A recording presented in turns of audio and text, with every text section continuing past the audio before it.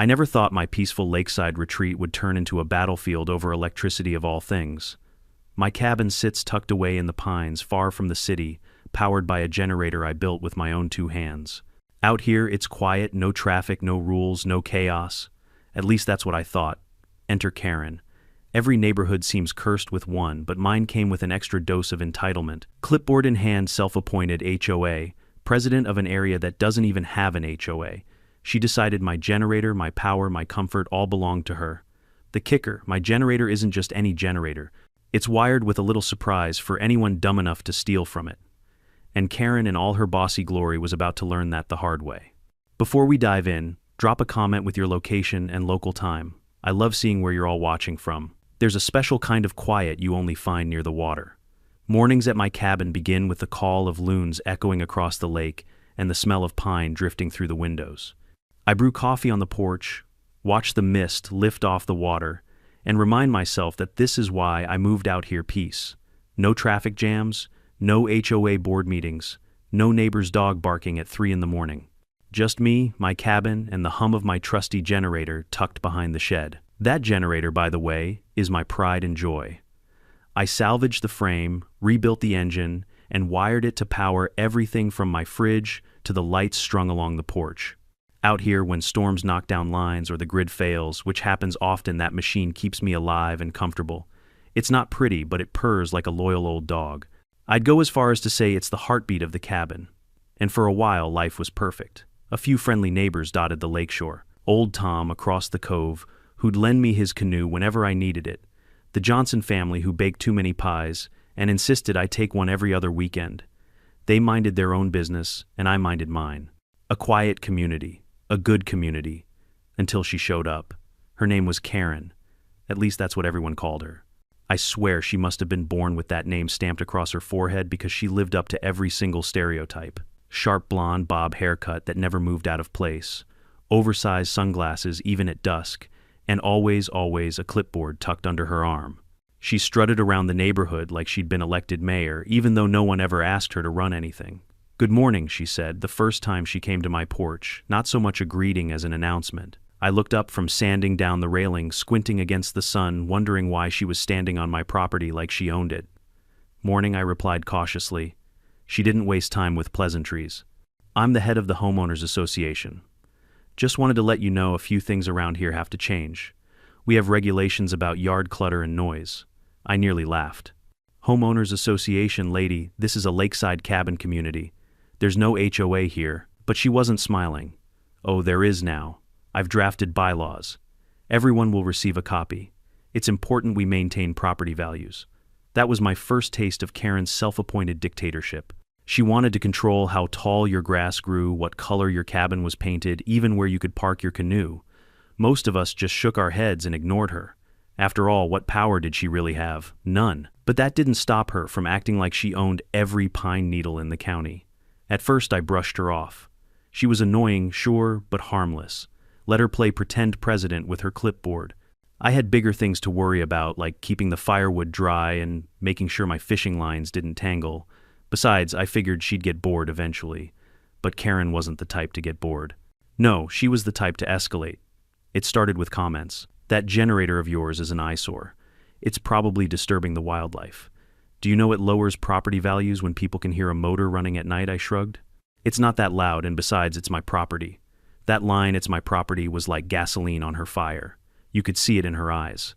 She hated being reminded that she didn't actually have authority here, that her rules meant nothing. Still, I tried to be neighborly. I offered her coffee once. She refused, muttering something about caffeine being against community guidelines. I swear the woman invented fake rules the way squirrels stash acorns by the dozen. The other neighbors whispered about her too. Some rolled their eyes. A few were intimidated by her constant threats of fines and reports. Not me. I dealt with her type before. Back when I lived in the suburbs, the real HOA president tried to tell me where I could park my truck. I didn't back down then, and I wasn't about to start now. What I didn't know, what none of us knew, was just how far Karen was willing to go. It wasn't enough for her to nag about lawn ornaments or noise. No, Karen wanted control over everything. And when she saw my generator quietly humming away each night, lighting up my cabin like a beacon in the dark, she decided that power, literal electrical power, should be hers too. But I'm getting ahead of myself. Back in those early weeks, things still felt manageable. I'd nod when she ranted, then close the door and go back to my peace. The lake was still calm, the nights were still quiet, and my generator still hummed, like a faithful friend, pumping light into my little slice of paradise. I just didn't realize that Karen had already set her sights on it. And once Karen wanted something, she didn't stop until she got it, or until she got herself burned trying. You can usually tell when a storm is coming. The sky darkens, the air turns heavy, and the wind shifts in that strange way that makes the back of your neck itch. Trouble with Karen was no different. It gave off a certain smell before it hit. The first real crack of thunder came one Friday evening. I'd been chopping wood most of the day and was sitting on my porch, watching the sun sink behind the trees, when the familiar hum of my generator kicked in. To me, that sound meant comfort. To Karen, apparently, it meant war. She marched up the gravel path like she was leading an army, sunglasses perched on her head, clipboard clutched tight as if it were a holy scripture. Without so much as a hello, she pointed at the shed where the generator sat. That thing, she said, her voice sharp enough to cut glass, is violating community noise ordinances. I stared at her. Noise ordinances? What community? This is a cabin in the woods. Karen narrowed her eyes. We are a community. And as the head of the HOA, I'm giving you an official warning. If the noise continues past 8 p.m., you'll be fined. I laughed so hard I nearly spilled my beer. A fine from who? You? Yes, she snapped. From the HOA treasury. Lady, I said, wiping tears of laughter from my eyes, the only treasury out here is my bait bucket.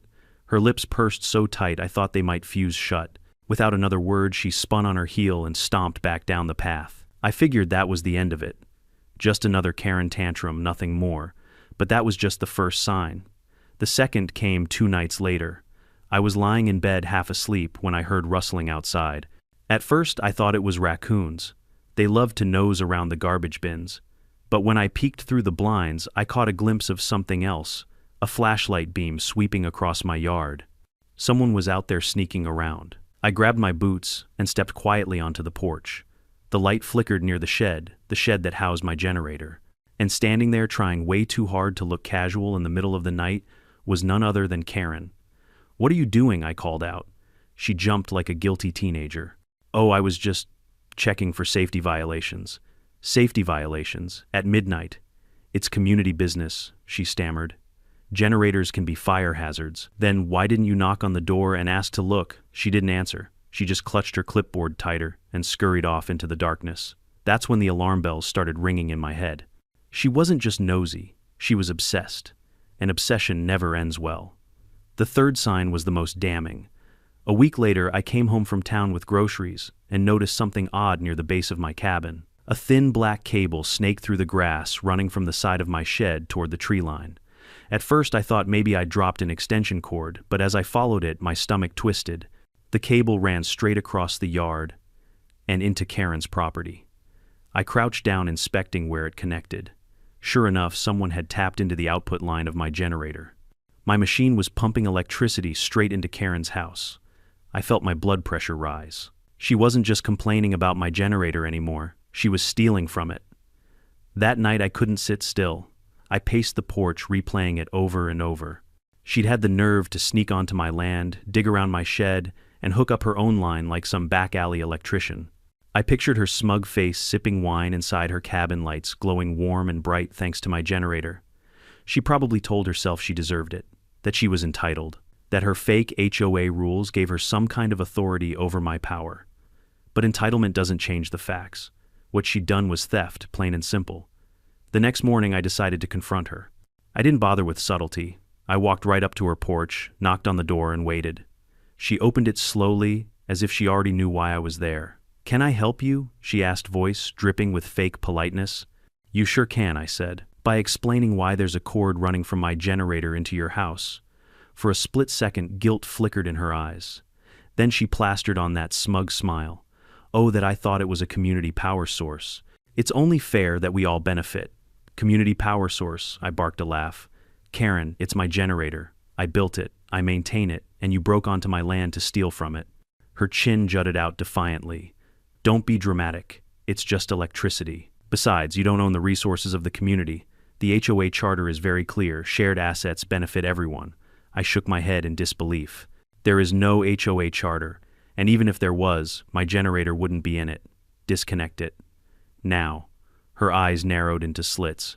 Or what you'll call the police. They'll side with me. I'm keeping this neighborhood safe and regulated. That's when I realized she wasn't just bold, she was delusional. I walked away before I did something I'd regret, but inside I was seething. This wasn't over, not by a long shot, because Karen had made a critical mistake. She thought my generator was just an engine hooked up to wires. She didn't know I'd modified it years ago, back when some nosy hunters tried stealing my fuel. I'd installed a little surprise, a non-lethal high-voltage deterrent system.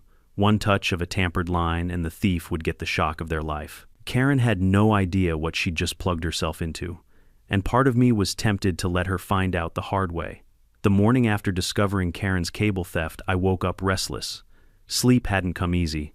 Every time I closed my eyes, I imagined her smug grin lights blazing in her cabin while mine dimmed. My patience had run out. Enough was enough.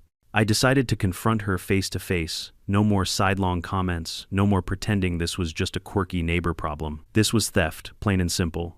I marched across the gravel road to her property boots, crunching with each step, and knocked on her front door hard enough to rattle the frame. When Karen finally appeared, she was already armed with her clipboard like a shield. She cocked her head with mock sweetness. "Back again, did you come to apologize for raising your voice yesterday?" "Apologize," I barked, a humorless laugh. "Karen, you tapped into my generator. That's theft." "I'm not here to apologize, I'm here to tell you to disconnect it. Right now." She crossed her arms, tapping the clipboard against her hip like a weapon. "You're being dramatic. It's not theft. It's community resource management." "Community resource management." I stepped closer, my voice low but sharp. "Karen, you broke onto my property in the middle of the night and hooked up a line like a thief in the dark. You know what that's called in the real world, stealing." Her face flushed crimson, but instead of backing down, she doubled down, like all Karens do. This entire lakeside is governed by HOA guidelines, and as the elected president, elected by who I cut her off. Because the last time I checked, there was no election. You just showed up one day with a clipboard and decided you were queen. She bristled, glaring at me like I'd spat on her crown.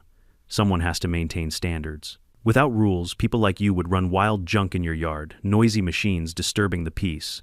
I'm keeping order. Order, I gestured toward my cabin. That generator keeps my fridge running, my lights on, and my water pump working. It's not junk, it's survival. And you don't get to just steal it because your little fantasy HOA says so. Her tone turned icy. "If you don't comply, I'll report you. To the authorities." "Report me for what? Owning property, generating my own power, for endangering the community," she snapped, clearly improvising. "Gasoline engines are a fire risk. I could have the fire marshal condemn your setup." I shook my head slowly, letting her see my disbelief. "So let me get this straight.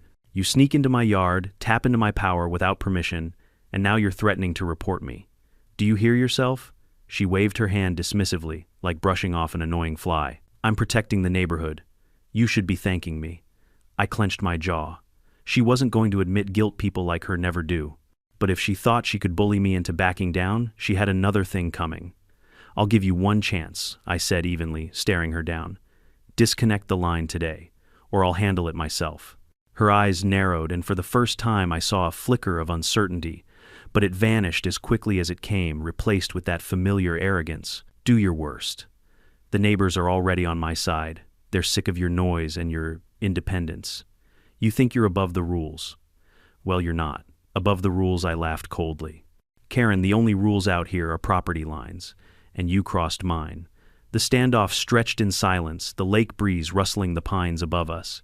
Finally, she turned on her heel and slammed the door, leaving me standing there with my blood boiling. But she wasn't done. Oh no, not by a long shot. That evening, as I took a walk along the lakeshore, I noticed something odd pinned to a telephone pole. A flyer. In bold letters it read, "Notice of Violation, Community HOA," and beneath that, my name. According to the flyer, I was being fined $500 for unauthorized generator operation and failure to comply with HOA standards. I tore it down and crumpled it in my fist. As I walked further, I found 3 more. She'd plastered the entire neighborhood with her nonsense. The neighbors whispered as I passed, some shaking their heads in sympathy, others avoiding my gaze. Karen had been busy spinning her story to anyone who would listen. By the time I got back to my cabin, another paper was waiting on my porch, an official-looking letter with the same nonsense fines. "Payment due in 10 days or further action will be taken." That was the moment I realized this wasn't just about power. This was about control. Karen didn't just want my electricity, she wanted to humiliate me, to establish dominance, to prove that her imaginary HOA carried weight. But I wasn't about to roll over. I dealt with bullies before, and I knew one thing for certain: bullies crumble when they face someone who won't play their game. I sat on my porch looking out at the generator shed. The hum of the motor filled the evening air, steady and reliable. Karen thought she'd outsmarted me by sneaking into my yard and leeching off my power. She had no idea that her arrogance had set her up for a fall. Because that generator, it wasn't just a machine, it was bait. And the trap was already wired. If Karen had stopped after the flyers, maybe things would have fizzled out. Maybe the neighbors would have laughed off her fake fines and she would have crawled back into whatever fantasy world she lived in. But Karen wasn't wired that way. She didn't back down when she hit resistance, she doubled down. The next week she escalated her war against me. It started small. Flyers turned into letters. Letters turned into threats. One morning I opened my cabin door and found a bright red envelope taped to it. Inside was a final notice claiming I owed $1 500-inch fines for continued violations. It was written in all caps, bold font, like some kind of ransom demand. At the bottom it said, "Failure to pay will result in legal action by the HOA." I couldn't help but laugh. Legal action by the HOA, I muttered aloud. There was no HOA. The only law out here was county law, and the sheriff barely patrolled this area. If Karen thought she could sue me in her imaginary court, she was out of her mind. Still, I kept the letter. Not because I was worried, but because it was proof. Proof that Karen was digging herself deeper. Later that same day, I caught her pacing at the end of my driveway with two of her so-called allies, neighbors she'd sweet-talked or bullied into compliance. One of them, a timid guy named Harold, kept his eyes down, clearly uncomfortable. The other, a woman named Diane, was nodding eagerly at every word Karen spewed. When I stepped outside, Karen raised her voice so the whole world could hear. "This man is a danger to our community. His generator is a fire hazard. His refusal to comply with HOA standards puts us all at risk." "Karen," I said calmly, "there is no HOA. You can stop the charade." She ignored me, turning to the others. "We have to stand united. If we don't stop him, who knows what'll happen? He could burn the whole forest down." The irony wasn't lost on me. She was stealing power from the very machine she called a hazard. The whispers among neighbors grew louder after that. Some sided with me. They knew Karen was a fraud. Others, too, afraid of conflict, stayed silent. But Karen thrived on that silence. She mistook fear for obedience. A few days later, her campaign took a darker turn. I came home from town to find my cabin door smeared with a thick strip of orange paint. Above it, taped neatly, was another notice: "Property condemned by order of the OA." My fists clenched. This wasn't just paper anymore, this was vandalism. She'd crossed a line. That night, I sat on my porch with a beer, staring at the generator shed. The steady hum calmed me, reminded me that I wasn't powerless. Karen thought she was in control, but she had no idea the machine she coveted was more than it seemed. Years ago, after a group of hunters siphoned fuel from it while I was gone, I installed a deterrent system. A jolt of electricity wired into the output lines. Not lethal, not enough to kill, but strong enough to send a thief sprawling. I hadn't thought about it in years. But now, looking at Karen's cord running into her yard, I realized fate had handed me a perfect setup. I didn't have to do a thing. All I had to do was wait. And sure enough, Karen couldn't resist pushing further. The following evening, I deliberately left my cabin dark. I shut off my lights, pulled the curtains, and made it look like I'd gone out of town. In reality, I sat in the shadows by the porch watching. Around 10 p.m., I saw movement near the tree line. Karen emerged, flashlight in hand, dragging another length of cable. Behind her was Diane, nervously glancing around like a kid about to shoplift. "Keep quiet," Karen hissed. "He's not here. We'll just hook up directly, and he'll never notice." They crept toward the shed, fumbling with the wires. From where I sat, I could see Karen's grin, sharp, triumphant. She thought she was about to outsmart me, about to leech off my hard-earned power like a queen demanding tribute. But she didn't know the trap was already set. The system wasn't dangerous, but it was humiliating. Enough voltage to light her up like a Christmas tree. Enough to make the entire neighborhood hear her scream. I leaned back in my chair, heart pounding, a wicked smile tugging at my lips. Let her try. Let her steal. The storm she'd been stirring was about to break, and she was standing right in the lightning's path. When you're dealing with someone like Karen, the best weapon you have isn't anger, it's patience. Let them dig their own hole deep enough, and all you have to do is stand back and watch them fall in. By the time I caught her running that second cable, I knew exactly how this was going to end. I'd already checked the generator's deterrent system earlier that day just to be sure it still worked.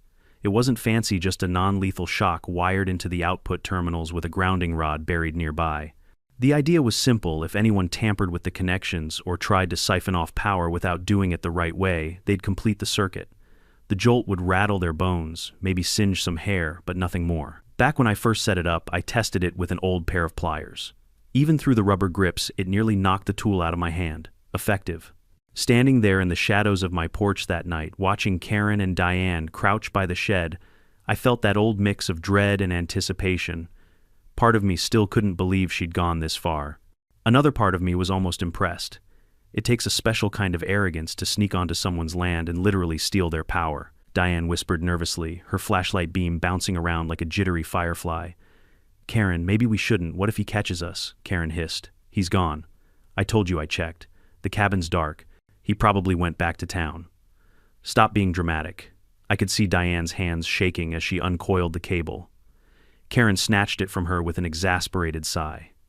Useless. I'll do it myself. That was Karen in a nutshell. Bossy, controlling, convinced she knew better than everyone else. She crouched over the generator, muttering under her breath as she fiddled with the connections. Her clipboard, never far away, rested on the grass beside her like some kind of sacred text. I leaned back in my chair, sipping my beer, letting the moment stretch. Every instinct in me wanted to storm out there, catch her red-handed, and let loose. But I knew better. Words wouldn't stop Karen. Humiliation would. The hum of the generator deepened as she yanked on the cable. She gave Diane a triumphant look. See, easy. Now we'll have free power. He'll never know. Oh, I knew. I knew every move she made. As she tightened the clamp onto the terminal, I saw her grin widen. For one split second, she looked like a cat who'd finally cornered a mouse. The irony made me chuckle under my breath. She had no idea she was the mouse. Diane glanced nervously toward my cabin. Karen, are you sure this is safe? Karen rolled her eyes. Safe. Of course it's safe. Do I look like an amateur? I've read the HOA safety guidelines cover to cover. I know what I'm doing. The absurdity of it almost made me laugh out loud. The HOA safety guidelines she was quoting didn't even exist. She'd written them herself, probably while sipping boxed wine and imagining herself in a power suit. I stayed put, letting her commit fully, because once she did, there would be no denying it. No lies, no excuses, no gaslighting the neighbors into believing her version of events. Everyone would hear. Everyone would see. As she fumbled with the final clamp, I felt a strange calm settle over me. This was the moment I'd been waiting for. Not revenge exactly, but justice. The kind of justice you don't have to lift a finger to deliver. I thought back to the weeks leading up to this, the flyers, the fake fines, the vandalized door, the endless harassment. Every step had been Karen trying to prove she was untouchable. But now, crouched over my generator with her greedy little hands, she was about to prove the exact opposite. Diane muttered again. Karen, I really think we should go. What if he comes back right now? Karen snapped. Stop whining. This is bigger than him. This is about fairness, about the community. He doesn't own that power. We all do. I'm just making it official. And with that, she clamped the line down tight. I knew what was coming, but I still flinched when it happened. There was a sharp crack like a whip, followed by a loud pop as the circuit completed. Karen's whole body jolted upright, her arms flailing like a rag doll in a hurricane. A scream tore from her throat, high and piercing, echoing through the quiet night. The generator lights flickered, then steadied while Karen collapsed onto the grass, moaning. Diane shrieked, dropping the flashlight, which rolled across the ground and illuminated the scene in harsh white beams. From the cabins down the road, doors slammed open. Neighbors poured out onto porches, squinting into the darkness. What was that? Someone shouted. Did you hear that scream? Perfect? The audience had arrived. Karen staggered to her feet, hair frizzed and sticking out in wild tufts, her sunglasses askew. Her clipboard lay a few feet away, the pages fluttering in the breeze. For the first time since she'd moved in, she didn't look powerful or in control. She looked ridiculous. I finally stood walking out of the shadows with slow, deliberate steps.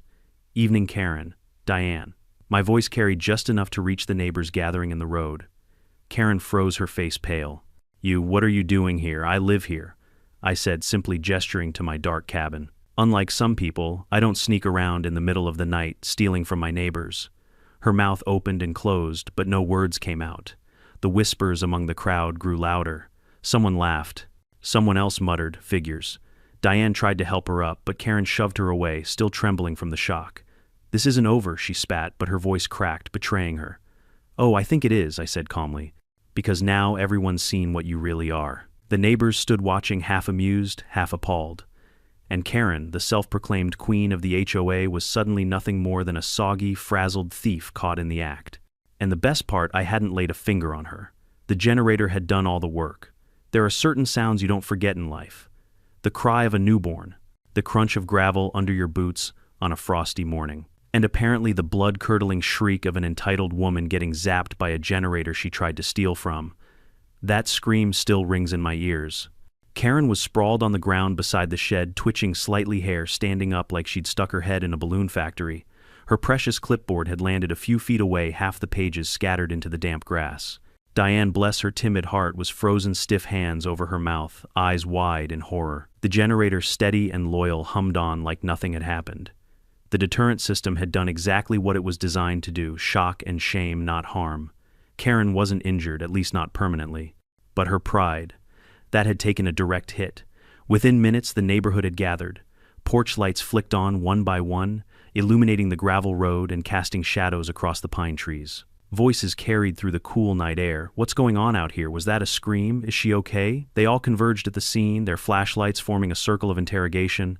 And right there in the middle of that circle was Karen, queen of her imaginary HOA, now reduced to a soaking, smoking mess. I stepped forward, my boots crunching in the gravel, calm, collected. "The way you walk when you know the truth is on your side." "Evening, everyone," I said, nodding at the crowd. "Looks like we had a little incident." Karen staggered to her feet, wobbling like a newborn deer. Her face was red with fury, her hands trembling as she pointed at me. He attacked me. He tried to electrocute me." Gasps rippled through the neighbors, but not the kind she wanted. No one rushed to her defense. They'd all seen her crouched over my generator, cable in hand, before the shock. I tilted my head, feigning innocence. "Attacked you, Karen. You were trespassing on my property, stealing power from my generator. And then, well, let's just say it doesn't take kindly to intruders." Laughter erupted from the back of the group. Old Tom, leaning on his cane, barked out, "Serves you right." A few others chuckled nervously, covering their mouths. Karen's eyes darted from face to face, desperate for support. But the more she pleaded, the more ridiculous she looked. Her once perfect bob was now a frazzled halo, strands sticking straight out as if she'd rubbed her head on a wool sweater. Her clothes clung awkwardly with sweat, and the smell of singed fabric lingered in the air. Diane finally found her voice. "Karen, maybe we should just go home." "Home?" Karen screeched. "No, he can't get away with this. This is an attack on the HOA." "The what?" someone muttered from the crowd. "The HOA," Karen shouted, stomping her foot like a toddler. "The Homeowners Association. I'm the president. That did it." The crowd burst into open laughter. Someone clapped sarcastically. Another neighbor whispered loud enough for everyone to hear, "There's no HOA here, you lunatic." Karen's face twisted, caught between rage and humiliation.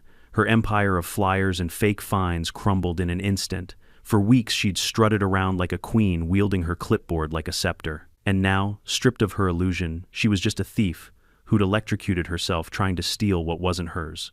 I stepped closer, lowering my voice, but making sure everyone could still hear. "You see, Karen, this is what happens when you push too far. You can invent fake rules. You can hand out fake fines. But when you break into someone's property and steal their power, reality has a way of shocking you back to your senses." A ripple of amusement ran through the group. Someone even clapped me on the shoulder. Karen, trembling with rage, tried one last time to spin the story. "He's dangerous. That generator is illegal. You're all in danger as long as he has it." But her words fell flat. The crowd had seen too much. They'd seen her sneak in. They'd heard her scream. They'd watched her lie, and they weren't buying it anymore. "Illegal?" I raised an eyebrow. "Funny the sheriff didn't think so when he inspected it last year. You know what is illegal. Trespassing. Theft. Tampering with someone else's property." That landed like a hammer. You could see the color drain from Karen's face.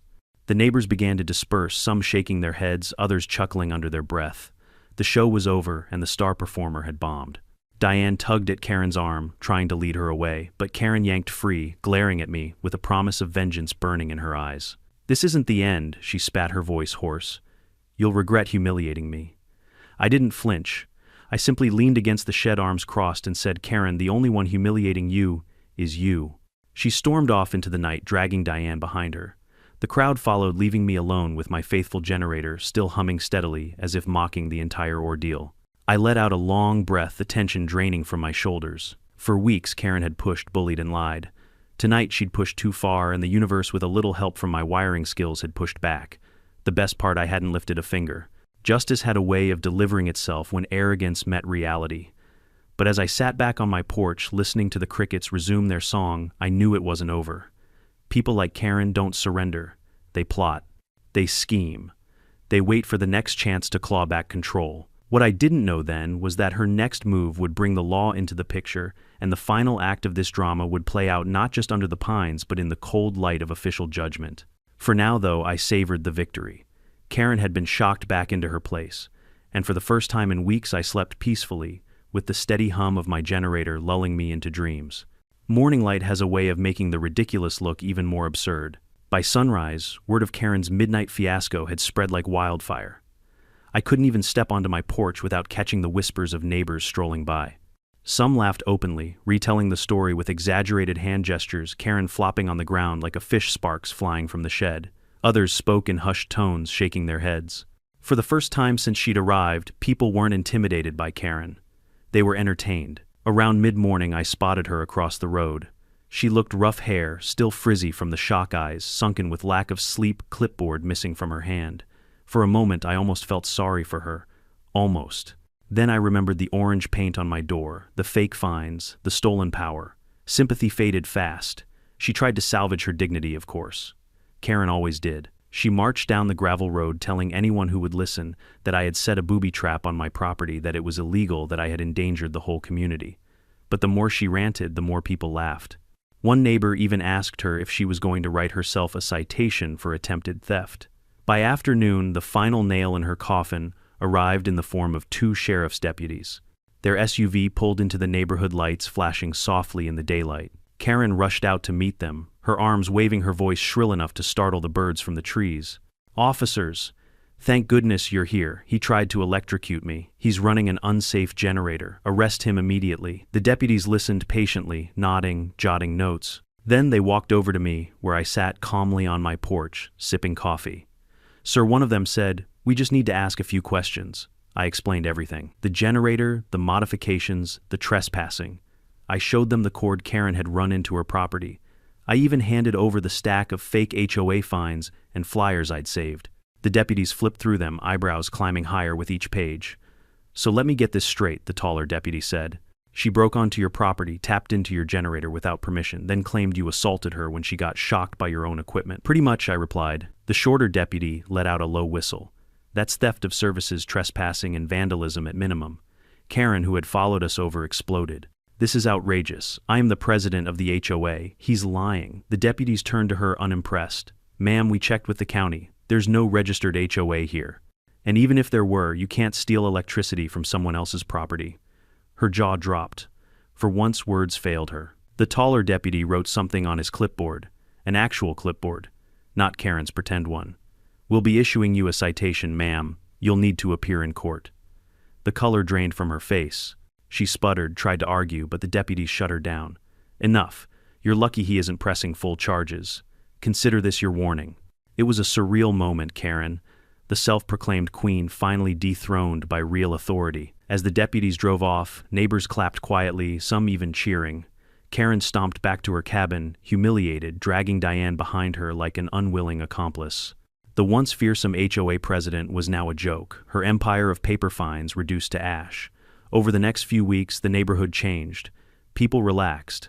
They waved more, chatted freely, no longer worried about Karen's clipboard patrols. Old Tom even brought over a pie with a wink, saying, "Guess you shocked some sense into her." Karen, meanwhile, kept to herself. No more flyers, no more midnight prowling, no more fake fines. Her lights stayed dark most nights, maybe because she no longer had the nerve to run a cable to my shed. As for me, I finally had peace again. My cabin returned to what it had always been, a quiet refuge by the lake, powered by a humming generator and unbothered by tyrants. But I'll never forget the look on her face that night, the exact moment her arrogance collided with reality, the split second before the shock, that my friends was justice in its purest form. If there's one thing this whole ordeal taught me, it's that entitlement and arrogance always carry a price. You can bluff, bully, and bluster all you want, but eventually reality will catch up and it doesn't care about your clipboard or your imaginary authority. Karen thought she was untouchable. She thought she could take what wasn't hers, invent rules, and bend everyone around her to her will. But when her greed crossed the line, she found out the hard way that you can't steal someone else's power literally or figuratively without consequences. And maybe that's the lesson for all of us. Stand your ground. Protect what's yours, but do it with patience.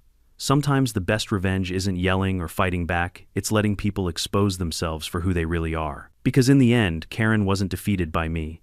She was defeated by her own actions, her own lies, her own ego. All I had to do was sit back, sip my coffee, and let the generator do its work.